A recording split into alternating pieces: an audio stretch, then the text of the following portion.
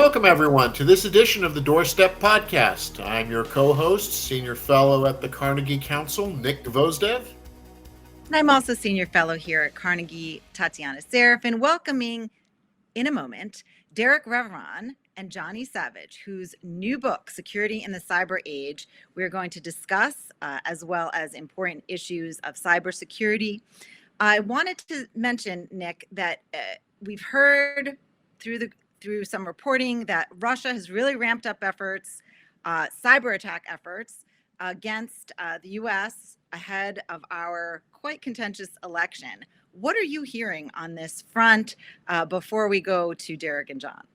Well, what I'm hearing is that Russia and China and other actors are looking for vulnerabilities in our doorstep infrastructure, the power grid, water systems, so on and so forth. And this is a way to either exert pressure or create disruption, particularly in the event, I think, from China's perspective, in the event if there was to be a conflict, but also to exploit vulnerabilities that the more we have turned over the day-to-day aspects of our lives to uh, systems that are based in cyberspace, that we expect a robust digital network for us to be able to shop and communicate, even to do things like this podcast, that we create new vulnerabilities for ourselves. And I think it's not to be unexpected that adversaries are going to try to take advantage of that. And whether or not it's shutting a water system down or letting a critical system not be monitored, or the fears that ships traversing our harbors could be subject to cyber disruption that could lead to accidents such as of the type that happened in Baltimore last month. I think that these are all worrying aspects because it's like air. We depend on our systems based on our phones. We don't really think about it until something is wrong. And when something doesn't work, then and only then do we really begin to pay attention. So I think we're having these warnings coming out to get people to focus on why this matters, which I think why it's timely for us to have John and Derek be joining us to help our audience understand what's at stake. Absolutely. And these vulnerabilities for me, Nick, are deep fakes and misinformation online from a journalism perspective. And we'll hear more about all of this in a moment. Well, thank you, Derek and John, for joining us. Cyber is one of those issues that seems to perennially be in the headlines. Whenever there's an accident, a problem, something goes wrong, cyber immediately is trotted out as the potential cause or likely culprit. I was wondering if you could give us a sense of maybe distilling all of the chatter about really what are our vulnerabilities when it comes to the cyber realm. How vulnerable are we? How disruptive is it likely to be?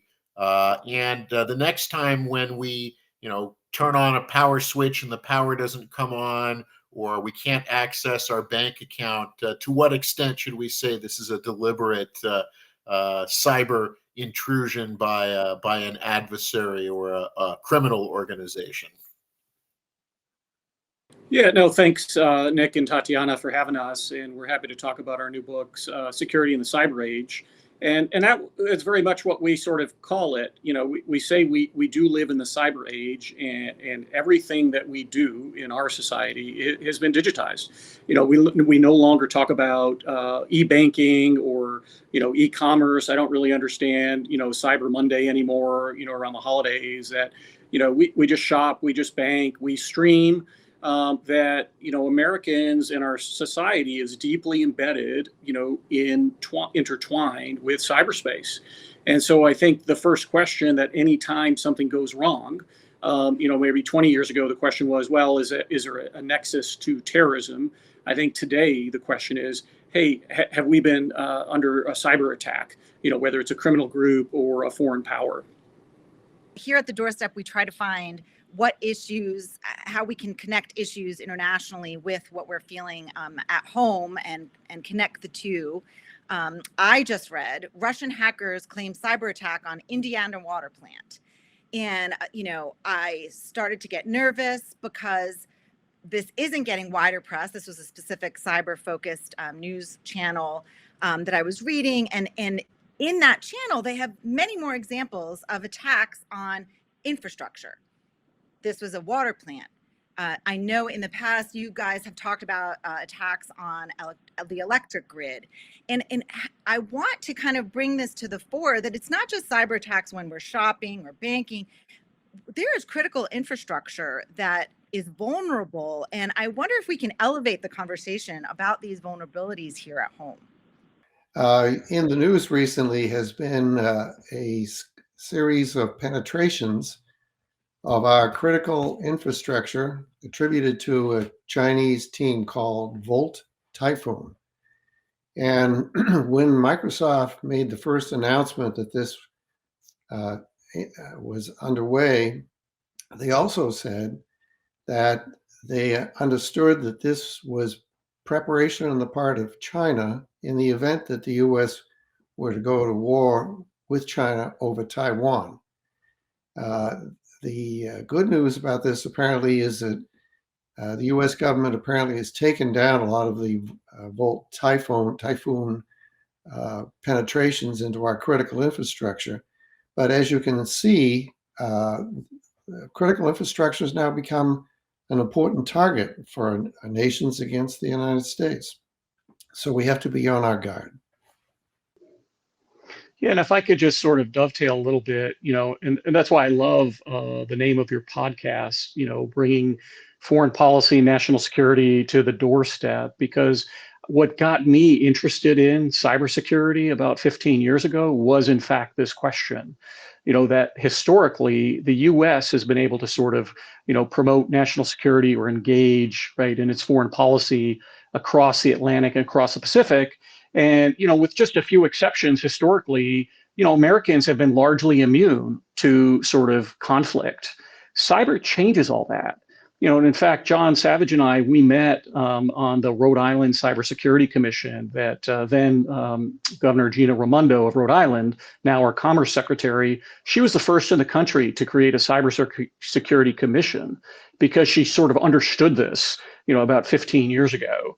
And so, and that's kind of really what intrigued me about this. And so what you raise on critical infrastructure, and it's just not, right, it's just not the Russians, it's just not the Chinese, in a small scale, organized crime, ransomware has become the scourge, I think, of many industries, hospitals in particular. You can go back about 3 years ago, the first, probably the second or third real cyber crisis of the Biden administration was a Colonial Pipeline ransomware.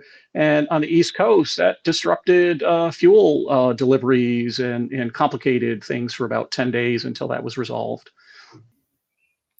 Derek, can I and John, can I ask you, for the benefit of our listeners, to maybe walk us through exactly what a ransomware attack is and really how it does have an impact? Because usually you hear it, it says, well, the data was locked up, but you can't access it. Usually there's some indication that maybe a payment is made, but really, I mean, what does it mean, again, in a concrete doorstep way? If I'm going to have to go, say, to Newport Hospital or South County Hospital for a procedure and ransomware has occurred, how does that impact me? And what exactly does it entail? I mean, obviously, as you said, it's not masked physical intruders coming in and holding people and rifling through file cabinets and the like. But what exactly, is the structure of a ransomware attack? It begins with typically with a social engineering attack where a hacker attempts to persuade a person who has access to the computer system at the hospital, for example, that they need access, and they somehow acquire access. And once they do, they will typically move within the organization, within the computer network until they find someone who has the highest level credentials, meaning they can access any portion of the network. And then they proceed to encrypt some critical files without which you cannot continue operations. And then they typically put up a banner on all the computers stating that you have to pay ransom if you want to have your system unlocked. So the question one can ask is, how do you protect against this? Well, you need to have a security operations center. You need personnel to be trained. You have to train not only the security operations center, you have to train all employees not to visit dangerous sites.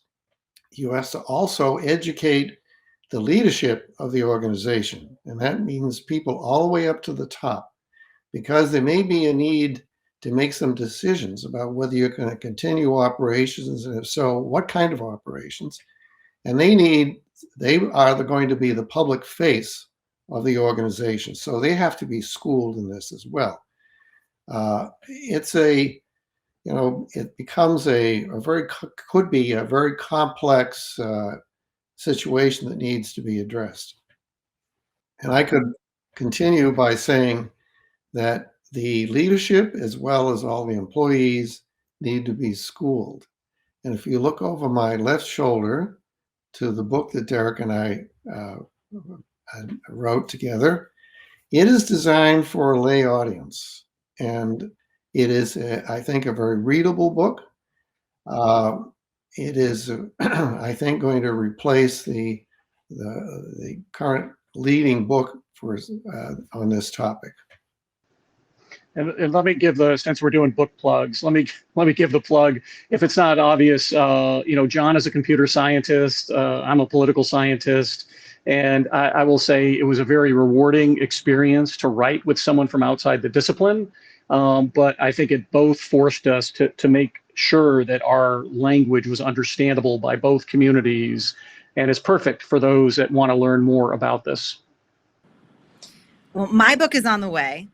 But I want to ask, technology changes so quickly. Yeah. I just read that headline. I'm a journalist, speaking of backgrounds. Could ChatGPT be the next big cybersecurity worry? What do we do with this increased technology change? How do we deal with that? The threat, I mean, everybody's talking about ChatGPT. Everybody's talking about the threat of AI. Do you see these as threats or opportunities? They're both. The AI is technology which has generated, as we know, a great deal of enthusiasm, but it's new. And as with all new technologies, there are risks associated with it. And I could run through a set of very serious risks that if you understood them, you would be very careful about deploying artificial intelligence. You would not employ it in a situation in which a life could be at risk, or a business could collapse, or your automated drone flying with a dogfighting AI system, which apparently the US Air Force is considering. You would not rely on this technology unless you were absolutely certain that it was going to perform as expected. And if not, then you need to put in some safety systems that can override the AI system.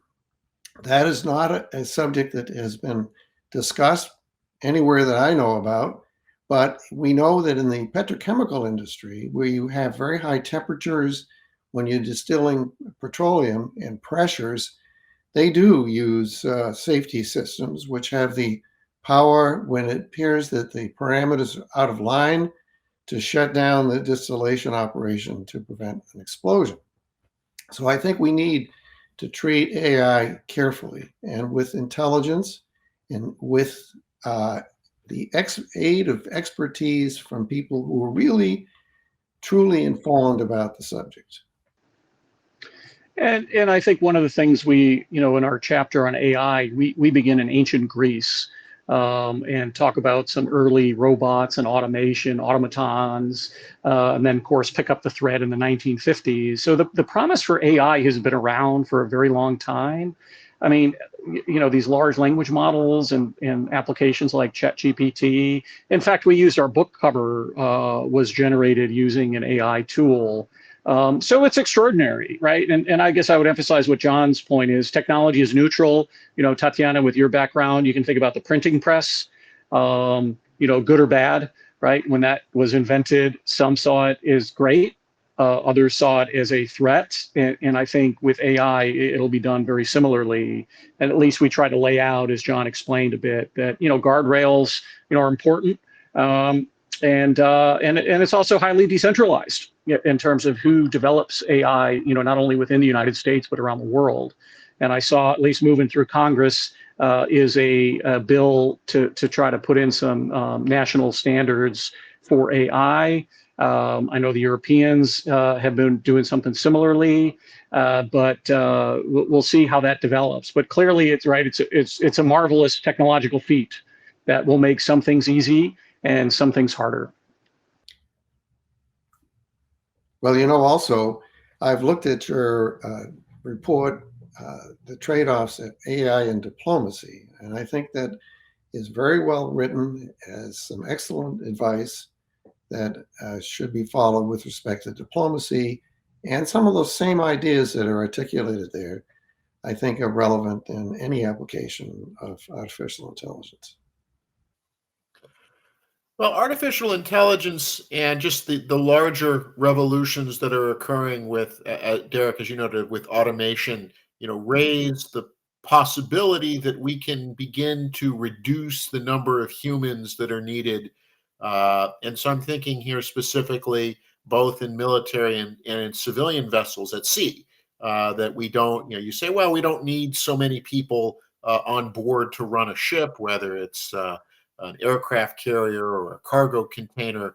But with the recent accident in Baltimore, with the near miss in New York, with problems that we've seen with navies that are not able to fully staff vessels and therefore rely on automation to try to take up the load. What are the risks there? What are the are we on are we on the verge perhaps of where we might have a situation where either the cyber system, using a cyber attack, a system is compromised, which then creates a major accident, or we have it where we lose control of a system because the AI doesn't have those shutdown protocols that allow a human to override it. So, what are the again, as technology may be neutral, but as we start to think of these technologies as labor-saving devices, what are the risks that we're opening ourselves up to? Yeah, it's a great question, and again, hotly discussed and debated, and there's probably two camps. There's the boomers and the doomers. The boomers do see this as a way to, revolutionize productivity, redirect human labor to uniquely human things, and let the machines and automation do the dull, for us. So whether that's moving packages, right? Or I never understand about this, obsession with robo taxis. I like driving, and so I don't quite understand why, getting rid of driving is a good thing. But that's me. And then there's the doomers that, really have more visions of like Terminator, in mind, or, the more plausible example that, you kind of raise is, a modern container ship might only have a crew of about 20 people, compared to a destroyer, which is about 300. And a lot of the reason, the crew of 300 is right, not only to sort of do the mission, but I would say like damage control when things go wrong. Just like a modern aircraft, right? There's a pilot and a co-pilot, but they have autopilot. And so we've had various forms of automation, that are there. And to John's earlier point, it's, well, when do you decide, if at all, do you take the human out of the loop? And that's when I guess it becomes dangerous, because you assume, again, people make different assumptions. I mean, I've had several students always want to write about AI and sort of like this great future. So the boomer side, where you have commander data, or C3PO in a positive AI robot helping humanity become better. And I always kind of ask, well, why do you think the machine will do it better than a human being? Because the machines of these large language models, they're being trained by everything that human beings have created.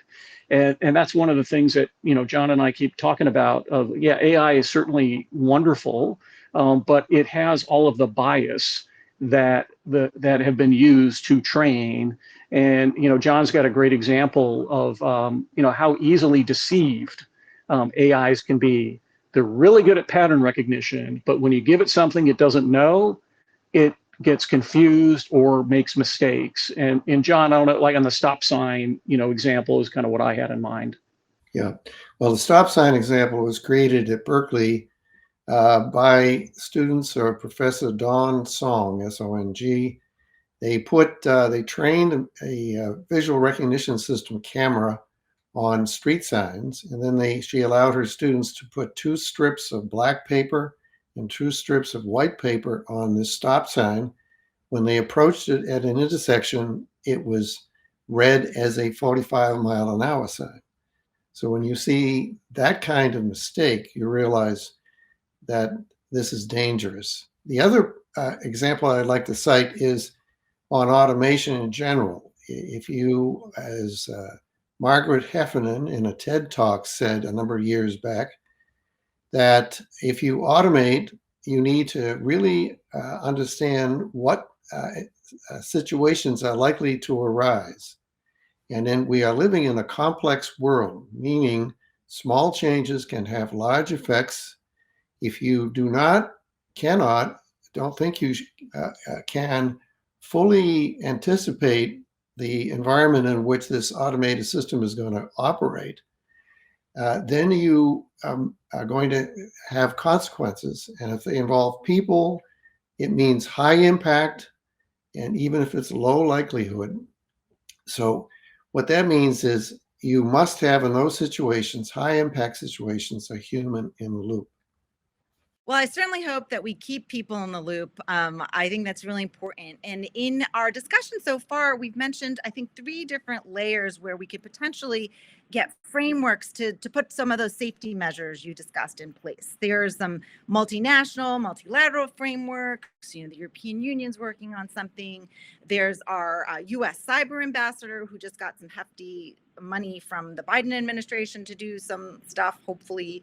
And then you mentioned your work where you began on a state level at the Rhode Island Commission for Cyber. So, I wonder if we can start with we can discuss all 3, but start with the top, because I've heard you speak about the differences that some countries are taking, right? In Russia or China, trying to control and manage and not have open access versus, the American model, which is more open access. And how do we find a middle ground? Is there some sort of middle ground being worked on? And then what are we doing at the national level and at the state level, since there's so much tension these days between federal and state here in the U.S.? Yeah, no, and let me start. And I often think about kind of, maybe I'll use the 3 Bs to at least talk about the international. That there's sort of the Beijing, there is the Brussels, and then there's sort of business for the U.S. I guess I could say Boston, but I know Boston, is not quite the center of American commerce it once was. But from a Beijing perspective, they really promote these ideas of digital sovereignty, putting borders in cyberspace and ensuring that the internet and individuals do not pose a threat to Chinese Communist Party rule. And so decisions on information technology are really made with that in mind, how to protect the party in power. And then you take sort of the Brussels, perspective, which, I would say is really, how do you protect the individual? And so the individual rights that exist for European Union members, citizens, are the best in the world. California, in fact, developed its own California Internet Privacy Act based on the European Union 2018 law, GDPR. So if you're Californian or German, you have great internet privacy. And then you sort of have the case of the U.S., which is all about U.S. government laissez-faire approach to business. That it's really about, right, it's Microsoft or Meta and other companies, Amazon Web Services, making the standards and sort of letting their systems develop with their own internal ethics. And those sort of three Bs are really playing out. And I think in the U.S. case, I'm generally pessimistic about passing laws in the United States for a lot of reasons, but at least when it comes to cyber, it has a lot to do with the general supposition is the U.S. is a leader in cyberspace. It's companies, I should say. American companies are leaders in cyberspace and AI because of very limited regulation. And so there's generally a fear of regulation in the United States. And I think even more so, when it comes to information technologies. And then you just see, the smattering, I like, so your reference to our U.S. ambassador to cyberspace, Nate Fick, he talks about, so in contrast to sort of the Chinese or the Russian approach, I would even say India, where they promote digital sovereignty, Nate Fick is really trying to promote this idea of digital solidarity. And so for the U.S. and like-minded countries, Japan, South Korea, Australia, European countries, Canada, come together to recognize that, what we're talking about, generally is an open forum. Data moves easily and freely, and there should be no restrictions. And trying to sort of put in safeguards now to protect individuals like the Europeans do, I think that's probably the next hurdle, because I know California does it. Some cities have outlawed the use of AI, for example, in criminal proceedings because the facial recognition has proven to show bias. And so we'll see, I think, all those things sort of aggregate. And at some point, the big U.S. government, national government, will probably get closer to giving citizens, rights in cyberspace, much like the European Union has. I think it's an international, cybersecurity is not just a domestic problem, it's an international problem, as we've said here.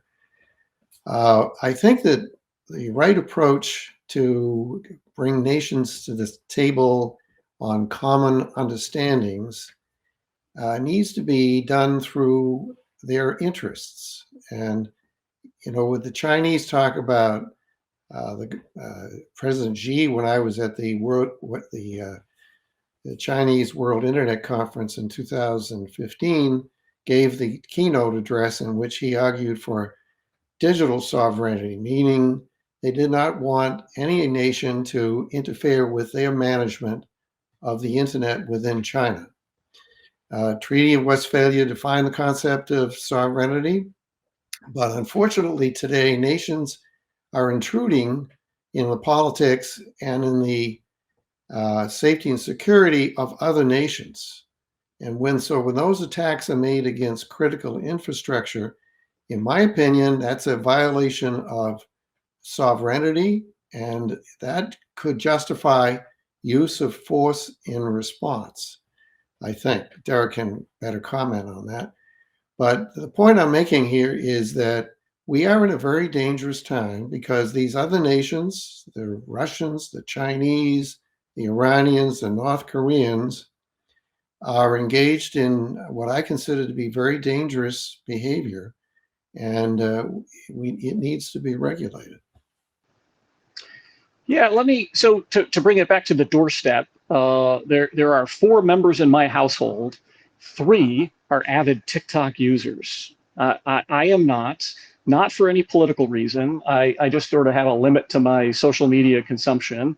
And right now, right, Congress is considering, I think they passed, right, that if the Chinese company ByteDance does not divest of TikTok, in the next 6 to 12 months, then right, it must be sold.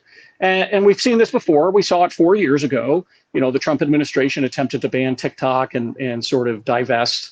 Other countries, India, for example, banned TikTok without, I think, much controversy. And so I was trying to think about the doorstep issue, and this is kind of one of these constant conversations I have in my household about TikTok, good or bad. And I say, well, on one level, but up at the international level, I see the TikTok ban as a question of reciprocity. China bans Facebook and other social media. And so I see it as a trade issue, as a reciprocity. Okay, don't ban Facebook and we won't ban TikTok. So that's kind of one level. I think on the other level, you look at just kind of the competitive system. Certainly TikTok was one of I think the most downloaded apps last year. So if you're an American company like Meta, this concerns you. And so you're lobbying government and you're using sort of this issue to sort of say, look, right, you need to protect American business. And then probably, a couple more social dimensions, that I could speculate through. One is, right, we, in the China case, they limit consumption of social media for children, and the algorithm is tweaked in China to really, point more people to sort of podcasts like yours, to learn, rather than like, funny cat videos, that we're seeing in the US. And so there's that fear that, right, China is trying to make Americans dumber through TikTok, which again is a little silly, because we'll find our funny cat videos on YouTube, or we'll find them on Instagram Reels. And then finally, probably in the most negative way. So two things in a negative national security way. So we got a preview of this about a month ago where, TikTok sort of sent a message to tens of millions of its users, encouraging their users to go lobby Congress to prevent a TikTok ban. So this is a case of, right, Chinese Communist Party, potentially telling a state-owned industry, getting direct access to Americans to lobby the government on an issue that's unfavorable to the Chinese Communist Party. And then maybe in the most obscene, thing I can think of is, if TikTok is on 170 million Americans' phones and devices, they could potentially, in an event of conflict, disable those devices, by having malware embedded in TikTok. And I say, so that's one possibility, but I would also say any other app that's sitting on our phones could probably be compromised. So I don't know if it's easier, because they're all China-based. I mean, we certainly have enough examples that, right, foreign governments compromise U.S.-based technology. But that to me is kind of one of these doorstep issues on this question about TikTok. And I don't know how anyone else feels about it. But like I said, I'm usually in the losing vote in my house about TikTok. Well, we will see what happens with TikTok, and we would love to continue this conversation with you and our audience online. And we will look forward to getting your book. Thank you so much. Security in the Cyber Age. Thank you so much for joining us today. Thank you. Yeah, thanks for having us.